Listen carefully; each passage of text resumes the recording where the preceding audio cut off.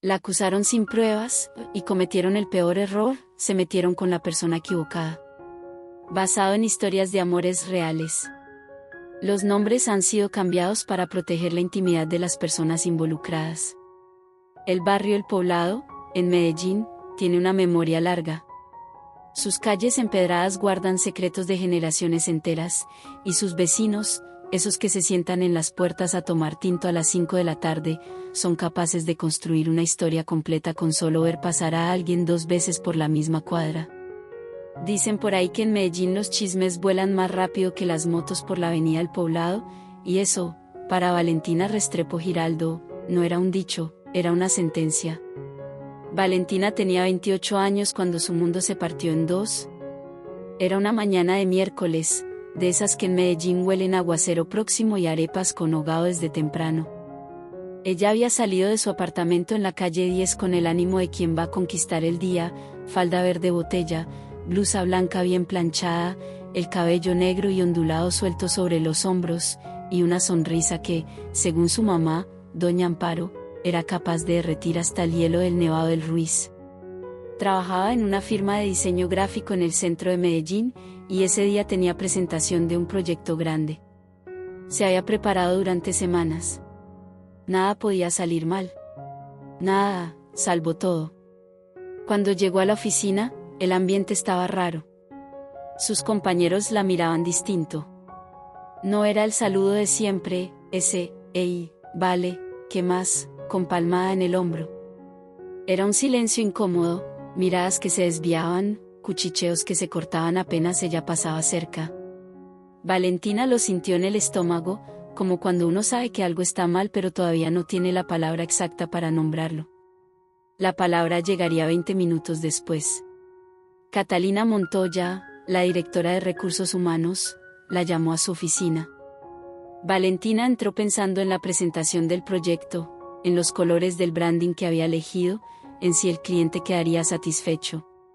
Salió de esa oficina sin saber muy bien cómo caminar. ¿La estaban acusando de haber robado? Que alguien había reportado que faltaban dineros de la caja menor del departamento de diseño.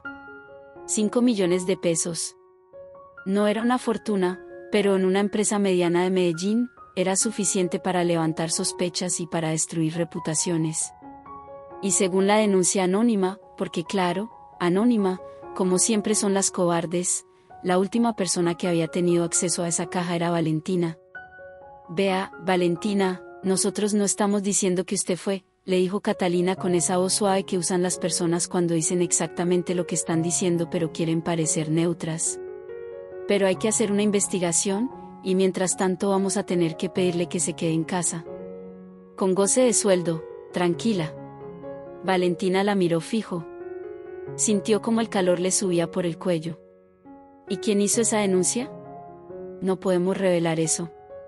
¿Y yo no tengo derecho a saber quién me está acusando? El proceso interno lo maneja el área jurídica, Valentina. Entienda. Valentina entendió. Entendió perfectamente. Salió de esa oficina cargando algo que pesa más que cualquier culpa real, la injusticia.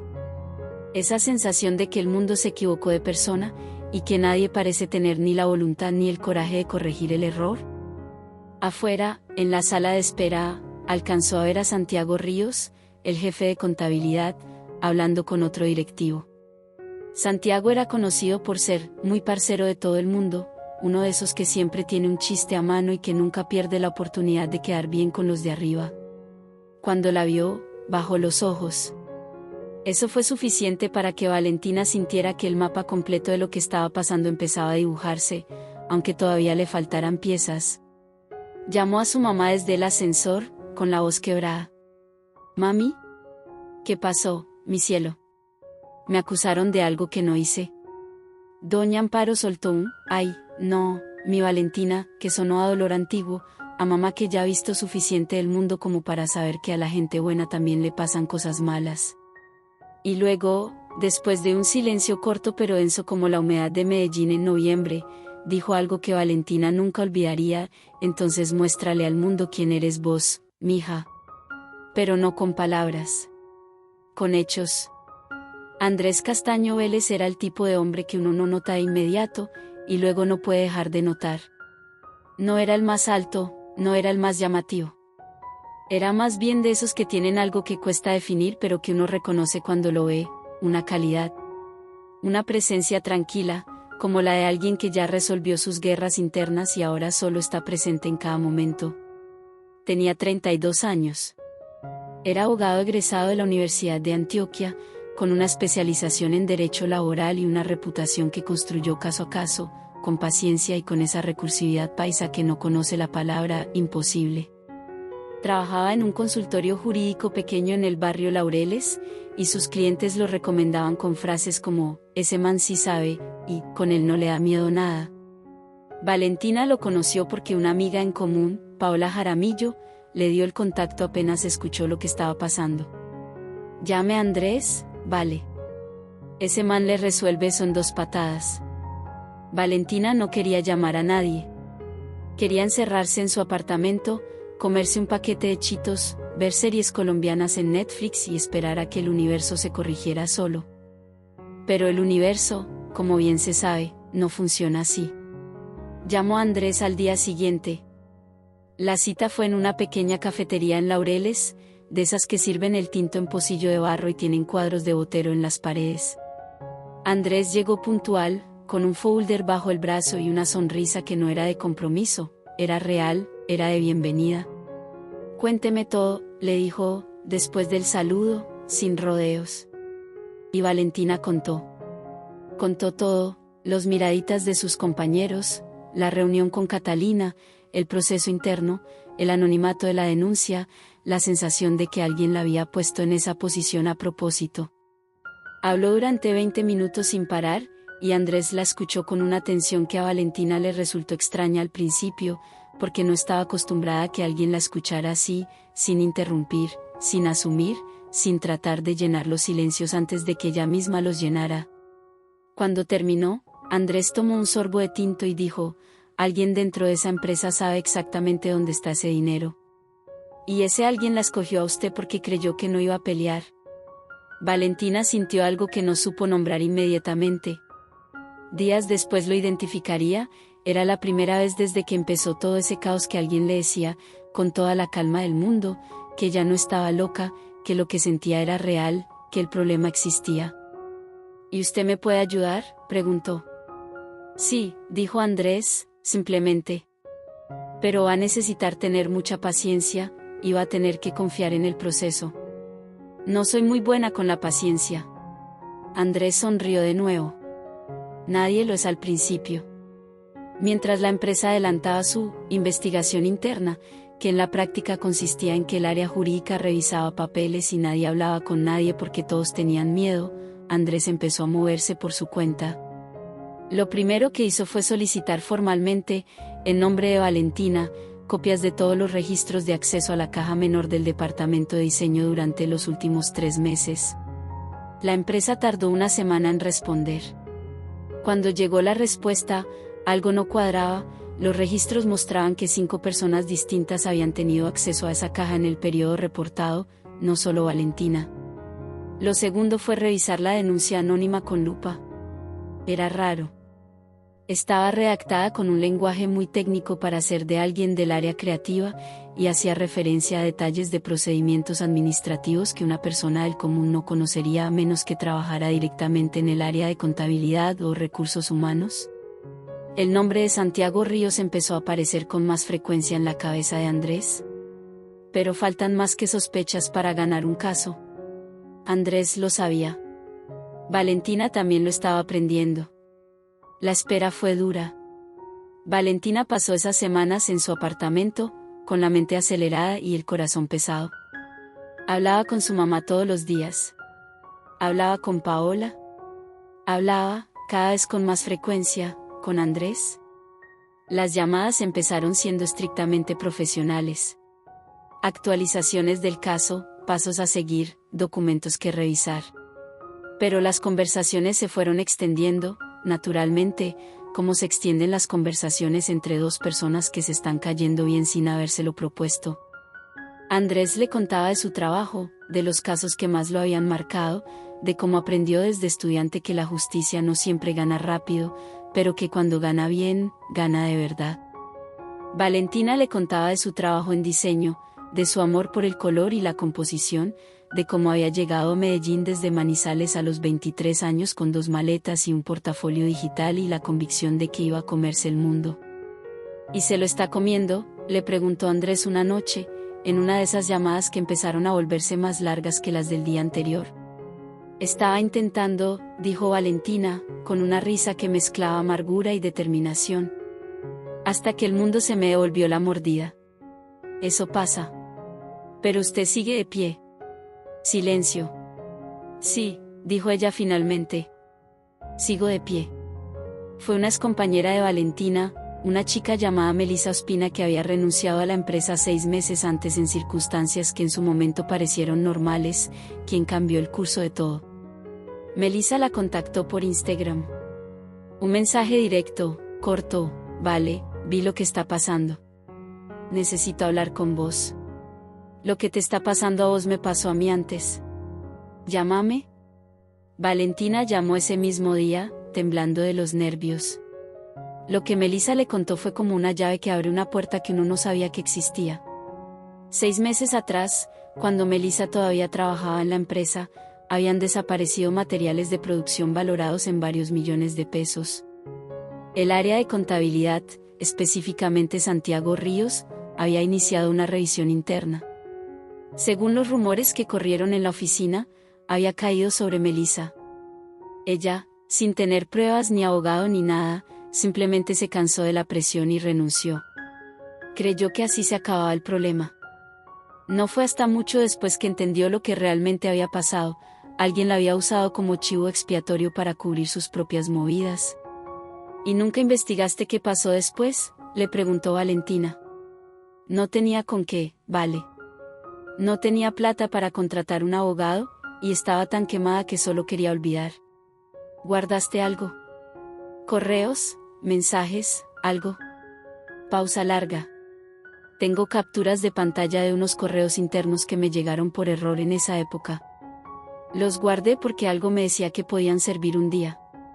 Valentina sintió que el corazón le latía en la garganta. Mándamelos. Los correos llegaron esa misma tarde. Andrés los analizó durante 3 horas seguidas, con una taza de tinto frío al lado y la concentración de quien sabe que tiene entre las manos algo importante.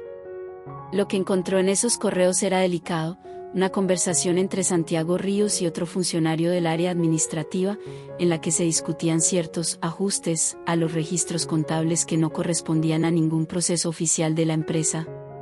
No era una confesión directa, pero era suficiente hilo para empezar a jalar. Esa noche, Andrés llamó a Valentina. Tenemos algo, dijo. ¿Qué tanto algo? Suficiente para que esto deje de ser solo su palabra contra la de ellos. Lo que siguió fue una semana de movimientos rápidos y silenciosos. Andrés redactó una carta formal dirigida a la gerencia de la empresa, copiando al área jurídica y a la junta directiva. En ella, presentaba los registros de acceso que mostraban que múltiples personas habían tenido acceso a la caja menor, señalaba las inconsistencias en la denuncia anónima, y adjuntaba, como evidencia preliminar, las capturas de pantalla de los correos que Melissa había conservado. No acusaba directamente a nadie. Solo pedía que la investigación interna se ampliara para incluir a todos los individuos con acceso al sistema contable durante el periodo en cuestión. La carta llegó un lunes en la mañana. El martes, Catalina Montoya llamó a Andrés para programar una reunión urgente. Valentina se enteró de la reunión ese mismo martes por la tarde, cuando Andrés la llamó. Vale, la empresa quiere reunirse. Yo creo que ya saben que se equivocaron de persona. ¿Y qué van a hacer? Eso depende de lo que nosotros pidamos. Valentina se quedó callada un momento. Pensó en las semanas encerrada en su apartamento. Pensó en la mirada de sus compañeros. Pensó en la vergüenza que sintió cuando le tocó llamar a su mamá llorando desde el ascensor. Pensó en Melissa, que había renunciado sin pelear y se había quedado con el peso de una injusticia que no era suya. Pida todo, dijo. La reunión fue en las oficinas de la empresa, en una sala de juntas con ventanas que daban a la cordillera. Afuera, Medellín era verde y ruidosa como siempre. Adentro, el silencio era tenso.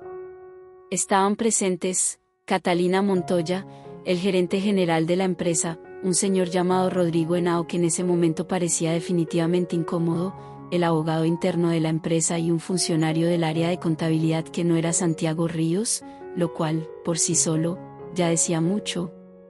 Andrés llegó con Valentina. Ella iba de negro. Pelo recogido. La mandíbula apretada de quien viene a ganar.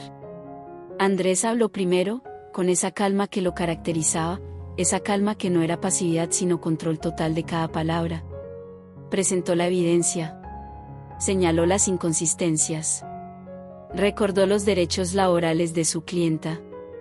Y luego, al final, puso sobre la mesa los correos de los que Melissa le había dado copia, sin decir exactamente de dónde venían ni mencionar el nombre de nadie, solo dejando claro que existían y que apuntaban en una dirección que no era la de Valentina. Rodrigo Henao miró al abogado interno de la empresa. El abogado interno miró a Catalina. Catalina miró sus manos. Nadie habló durante 10 segundos que se sintieron como 10 horas. Fue el gerente quien finalmente habló. Valentina, en nombre de la empresa, quiero pedirle disculpas. Hubo un error en el proceso, y usted fue afectada injustamente. Valentina lo miró fijo. ¿Un error?, dijo, y su voz sonó calmada pero con un filo que cortaba. Un error de proceso que lamentamos profundamente. Yo perdí semanas de trabajo. Tuve que contratar un abogado. Mi reputación dentro y fuera de la empresa quedó en entredicho. ¿Eso es lo que usted llama un error de proceso? Silencio. Andrés intervino antes de que la situación se calentara más de lo necesario. Había llegado a esa reunión con una lista de condiciones muy clara: reintegro inmediato de Valentina a su cargo, con pago retroactivo de todos los días que estuvo fuera, carta de disculpas firmada por la gerencia que quedará en su expediente laboral, reconocimiento escrito de que la investigación no encontró ningún elemento que la vinculara con los hechos denunciados, y una compensación económica por daño moral que Andrés había calculado con precisión quirúrgica. La empresa aceptó todas las condiciones. No sin intentar negociar la compensación económica, claro. Pero Andrés no cedió ni un peso. Mi clienta no está aquí a regatear, dijo con una sonrisa tranquila. Está aquí a cerrar esto correctamente. La historia de Santiago Ríos terminó de una manera que nadie en la empresa habló en voz alta, pero que todo el mundo supo. 2 semanas después de la reunión, Santiago presentó su renuncia, por motivos personales. La empresa la aceptó de inmediato, sin contrapropuesta, sin despedida de pasillo, sin nada. Solo la firma en unos papeles y una caja con sus cosas en la recepción. Lo que Valentina supo, por fuentes internas que prefirió no nombrar, era que la auditoría que la empresa contrató como parte del acuerdo con Andrés encontró irregularidades en los registros contables del periodo anterior, irregularidades que señalaban directamente al área que Santiago manejaba. No hubo denuncia penal, porque la empresa prefirió el silencio al escándalo. Pero Santiago salió. Y eso, en el mundo corporativo de Medellín, era su propia condena. Valentina no sintió alegría cuando se enteró. Sintió algo más tranquilo, más parecido a la justicia silenciosa, esa satisfacción de saber que la verdad, aunque tarde y aunque a veces llegue sin fanfarria, llega. Llamó a Melissa para contarle. ¿Y cómo te sentís?, le preguntó Melissa. Libre, dijo Valentina. Hay cosas que solo crecen en los terrenos difíciles. Ciertas flores necesitan el frío para florecer. Entre Valentina y Andrés, algo había pasado. No de golpe, no de manera dramática como en las telenovelas del canal Caracol. Sino de a poco, como el tinto que se va enfriando pero que igual sabe bien, con tiempo, con presencia, con conversaciones que importan. La noche que Andrés le contó que la empresa había aceptado todas las condiciones, Valentina lo llamó llorando de alivio. Él la escuchó. Y cuando los sollozos se calmaron y quedó solo el silencio, dijo: ¿Sabe qué me parece increíble de usted? ¿Qué? Que en todo esto, nunca le vi perder la dignidad. Ni un solo día. Valentina no supo qué decir. Era la primera vez en mucho tiempo que alguien le decía algo que la veía, de verdad. No la lástima, No el apoyo de compromiso, sino la mirada limpia de alguien que ha estado ahí, observando, y que dice lo que ve. Gracias, Andrés. ¿Me dejaría invitarla a un almuerzo? Ya no como clienta.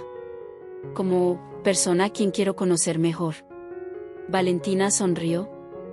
Sola en su apartamento, con el teléfono en la mano y la cordillera iluminada por las luces de Medellín afuera de la ventana, sonrió de esa manera que hace la gente cuando algo bueno llega en un momento en que uno ya no lo esperaba. Sí, dijo. Me dejaría. Se encontraron un sábado en la tarde, en un restaurante de comida típica en el barrio El Poblado, de esos que sirven el sancocho con la mazorca separada y el aguacate cremoso al lado, y donde el ruido de las conversaciones de las otras mesas se mezcla con la música vallenata suavecita de fondo y uno siente que está en Medellín de la mejor manera posible. Andrés llegó antes. La esperó con una bebida de maracuyá en la mano y esa sonrisa que Valentina ya reconocía como genuinamente suya, no puesta para nadie. Cuando ella entró al restaurante, falda azul, cabello suelto, una tranquilidad nueva en el cuerpo, esa que lleva a la gente que acaba de ganar una batalla importante, Andrés se puso de pie como si fuera algo natural. Ella lo saludó con un abrazo, también como si fuera natural. Y fue natural. Ese fue el punto, todo con Andrés se sentía natural, sin esfuerzo, sin pretensión. Almorzaron durante 2 horas. Hablaron de todo, de familia, de Medellín, de sus miedos y sus sueños. Valentina le contó que su papá había muerto cuando ella tenía 12 años, y que eso la había hecho independiente de una manera que a veces dolía pero que también era su mayor fortaleza. Andrés le contó que de joven había querido ser músico, que tocaba guitarra desde los 15 años, y que a veces se preguntaba qué hubiera pasado si hubiera seguido ese camino, aunque sabía en el fondo que el derecho era lo suyo, que le gustaba demasiado pelear por lo que era justo. ¿Y nunca le da rabia?, preguntó Valentina. Pelear tanto por gente que a veces ya ni le agradece. Andrés lo pensó. A veces. Pero luego me acuerdo por qué lo hago, y se me pasa. ¿Y por qué lo hace? Él la miró directo. Porque a mí también me han acusado de cosas que no eran ciertas. No en el trabajo. En la vida personal. Y sé lo que se siente cuando nadie cree en uno. Pausa. Por eso cuando alguien como usted llega y yo sé que tiene la razón, me la juego completa. Valentina sostuvo esa mirada un momento. ¿A usted también le pasó algo así? Sí. Hace años. Una relación que terminó mal, con una acusación de por medio que era mentira. Me costó mucho salir adelante. Miró su vaso. Pero aquí estoy. El postre llegó y los dos se rieron de algo tonto que dijo el mesero, y después de eso la conversación siguió liviana, pero con ese peso nuevo debajo de la liviandad, ese peso que tienen las conversaciones entre dos personas que ya se conocen de verdad. Al salir del restaurante, caminaron por las calles del Poblado, donde la tarde de Medellín tenía esa luz dorada y suave que convierte cualquier cosa en algo bonito. En una esquina, frente a una tienda de artesanías, Andrés le preguntó, ¿puedo llamarla esta semana? ¿Sin que sea por el caso? Valentina se detuvo y lo miró. Yo pensé que ya no era mi abogado. No lo soy. Entonces puede llamarme. Los meses que siguieron fueron de construcción. Valentina volvió a la empresa con la cabeza en alto. La carta de disculpas estaba en su expediente. Sus compañeros, al principio incómodos, fueron retomando la normalidad de a poco. Algunos se acercaron a disculparse personalmente. Otros no. Valentina decidió no guardar rencor, no porque fuera fácil, sino porque era la única manera de vivir sin cargar ese peso. Retomó sus proyectos con una energía diferente. Algo en la crisis la había afinado, como el fuego que endurece la cerámica. Tenía más claridad sobre lo que valía, sobre lo que no iba a tolerar nunca más, sobre las batallas que merecían su energía y las que no, y tenía a Andrés. No fue una historia de amor de película. Fue mejor, fue real. Con sus tiempos, con sus miedos, con sus conversaciones difíciles y sus silencios cómodos. Andrés la llamaba entre semana para preguntarle cómo estaba, sin agenda, sin pretexto. Los fines de semana salían por Medellín, a la Presidenta, al Parque El Poblado, a caminar por el centro histórico un domingo cuando no había mucha gente y la ciudad se sentía más suya. Un día, 3 meses después del almuerzo, estaban sentados en un café de Laureles, con la lluvia golpeando el vidrio afuera, y Andrés le tomó la mano sobre la mesa. Sin decir nada. Solo le tomó la mano. Valentina miró esa mano sobre la suya. ¿Miró a Andrés? ¿Esto qué es?, preguntó, en voz baja. Lo que usted quiera que sea, dijo él. ¿Y lo que usted quiere? Andrés respiró. Yo quiero que sea algo importante. Si usted también quiere. Valentina sintió algo que hacía mucho no sentía, la certeza. Esa sensación rara e irreemplazable de saber que en este momento, en este lugar, con esta persona, uno está exactamente donde debe estar. Yo también quiero, dijo. Y afuera, la lluvia de Medellín seguía cayendo, como siempre, sin pedirle permiso a nadie. Esta historia no sería completa sin hablar de Melissa Ospina. ¿Valentina no la olvidó? No podía olvidarla. Melissa había sido, en cierta forma, la pieza que faltaba para que la verdad saliera a la luz. La mujer que guardó unas capturas de pantalla durante meses sin saber para qué, guiada solo por ese instinto que a veces tiene la gente que ha sido herida y que sabe, en algún lugar del cuerpo, que algún día van a necesitar evidencia. Valentina la llamó varias veces en los meses siguientes. Le contó cómo terminó todo. Le agradeció. Y en una de esas llamadas, casi sin querer, le preguntó si había pensado en hacer algo legal con lo que le había pasado a ella también. Ya pasó mucho tiempo, dijo Melissa. No tanto, dijo Valentina. Y tengo un abogado muy bueno. Melissa se rió. No tengo plata para abogado. Yo tampoco la tenía. Hay maneras. Andrés tomó el caso de Melissa como consultoría pro bono.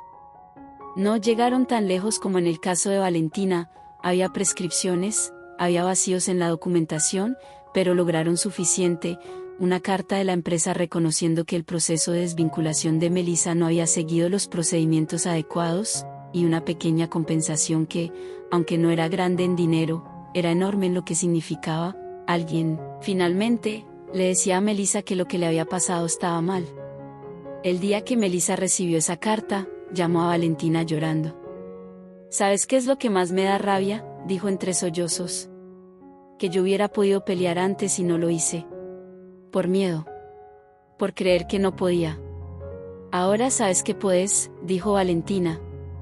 Gracias a vos. Gracias a las dos.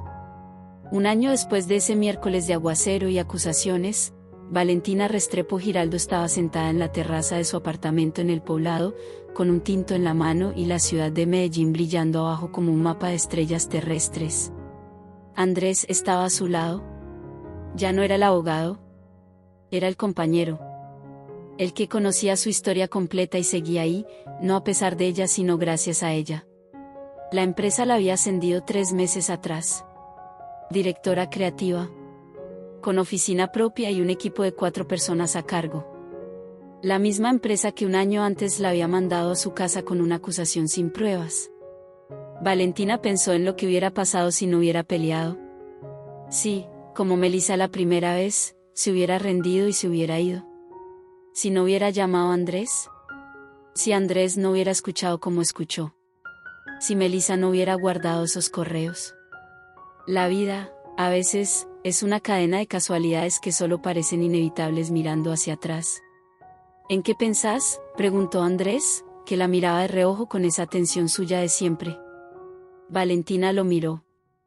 En que si no me hubieran acusado injustamente, nunca te hubiera conocido. Andrés frunció el ceño con humor. Eso es una cosa muy rara de agradecerle al universo.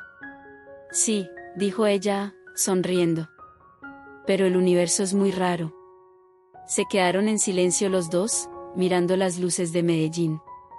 Abajo, la ciudad seguía su ritmo de siempre, las motos, el ruido, los miles de historias que pasan en una ciudad que es capaz de romperle el corazón a uno y de repararlo el mismo día. Valentina pensó en su mamá, en doña Amparo, que cada vez que hablaban por teléfono le preguntaba por ese muchacho tan bien parecido, con una disimulación que no disimulaba nada. Pensó en Paola, que se atribuía el mérito de haberlos presentado con la misma convicción con que los colombianos se atribuyen la autoría de recetas que llevan generaciones. Pensó en Melissa, que ahora vivía en Bogotá y tenía su propio emprendimiento de diseño de interiores y que cada tanto le mandaba una foto de algún proyecto nuevo con un mensaje que siempre terminaba en «Todo bien, gracias a vos». Y pensó en Santiago Ríos, que según supo después había tenido un camino difícil, que no era el primero que había hecho eso ni sería el último, que la codicia tiene una manera de convencer a la gente de que nadie va a notar, y que casi siempre se equivoca. La justicia no siempre llega rápido. Pero cuando llega, llega completa. Esta historia es real. Los nombres son distintos. La ciudad es la misma. En Colombia, en Medellín, en Bogotá, en Cali, en Barranquilla, en todos los rincones de este país tan contradictorio y tan hermoso, pasan historias como la de Valentina todos los días. Personas que son acusadas sin pruebas. Personas que son usadas como chivos expiatorios por alguien con más poder o más astucia para cubrir sus propias fallas. Personas que se quedan calladas porque no saben que pueden pelear. Personas que se van, como Melissa la primera vez, creyendo que el silencio es la única opción. Esta historia existe para decirles que no lo es. Que hay herramientas. Que hay personas honestas que saben usarlas. Que la verdad, aunque tarda, tiene una manera de abrirse paso. Y que a veces, en el camino de pelear por lo que es justo, uno encuentra cosas que no esperaba, aliados, amigos, amores, la versión más fuerte de uno mismo. Valentina no eligió que la acusaran, pero eligió cómo responder. Y esa diferencia lo cambió todo. ¿Esta historia te llegó al corazón? ¿Conoces a alguien que haya pasado por algo así? Déjanos tu comentario abajo, tu historia también importa, y tal vez lo que viviste puede ayudar a alguien más. Si esta historia te movió, te invitamos a suscribirte para que no te pierdas las próximas historias basadas en amores y luchas reales. Cada semana, una historia nueva. Cada historia, una verdad. No te rompieron. Te forjaron. Y la persona que salió del fuego es infinitamente más poderosa que la que entró.